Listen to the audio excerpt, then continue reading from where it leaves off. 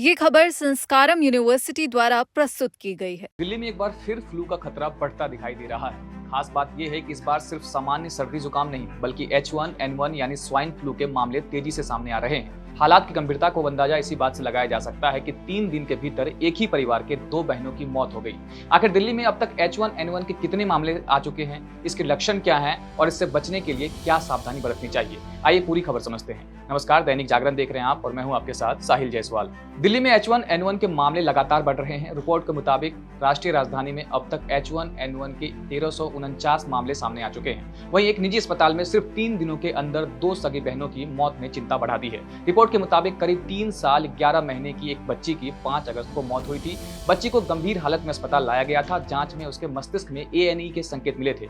यह फ्लू के बाद बेहद कम मामलों में होने वाली गंभीर स्थिति है, जिसमें संक्रमण या शरीर की प्रतिक्रिया का असर मस्तिष्क पर पड़ सकता है। इसके करीब 3 दिन पहले उसकी बड़ी बहन की भी मौत हुई थी।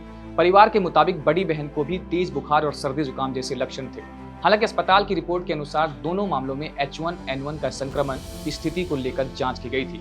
अब जरा आंकड़ों पर भी नजर डालिए। दिल्ली में 2021 में H1N1 के 92 मामले सामने आए थे। 2022 में 442 दर्ज किए गए थे। 2023 में 209 और 2024 में संख्या बढ़कर 315 हो गई। वहीं इस साल अब तक दिल्ली में 1349 H1N1 मामले सामने आने की बात रिपोर्ट में कही गई है। यानी पिछले वर्षों की तुलना में इस साल मामलों में बड़ा उछाल देखने को मिल रहा है। दिल्ली के स्वास्थ्य विभाग की ओर से स्थिति पर नजर रखी जा रही है। रिपोर्ट के मुताबिक जुलाई में एक अस्पताल में H1N1 के 11 मरीज मिले थे। कुछ मरीजों में फेफड़ों के संक्रमण के कारण ICU तक में भर्ती कराने की जरूरत पड़ी। अब समझते हैं कि H1N1 के लक्षण क्या क्या हैं। H1N1 एक प्रकार का इन्फ्लुएंजा वायरस है जो मुख्य रूप से सांस से जुड़ी बीमारी पैदा करता है।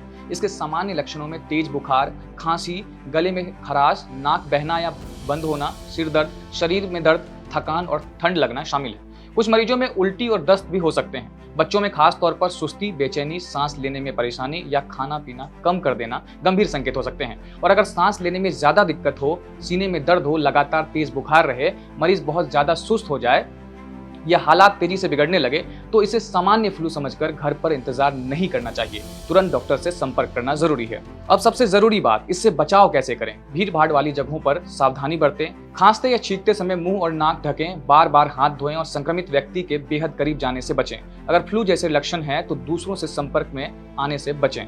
खासकर बच्चों और बुजुर्गों, गर्भवती महिलाओं और पहले से किसी बीमारी से जूझ रहे लोगों को अतिरिक्त सावधानी बरतनी चाहिए। तो दिल्ली में H1N1 के 1349 मामले सामने आने के बाद साफ है कि इसे हल्के में लेने की जरूरत नहीं है। घबराने की नहीं, लेकिन सतर्क रहने और लक्षण दिखने पर समय पर चिकित्सकीय सलाह लेने की जरूरत है। बाकी इस खबर पर अपनी राय हमें कमेंट बॉक्स में जरूर दें। देश और दुनिया की तमाम अपडेट्स के लिए देखते रहें दैनिक जागरण। नमस्कार।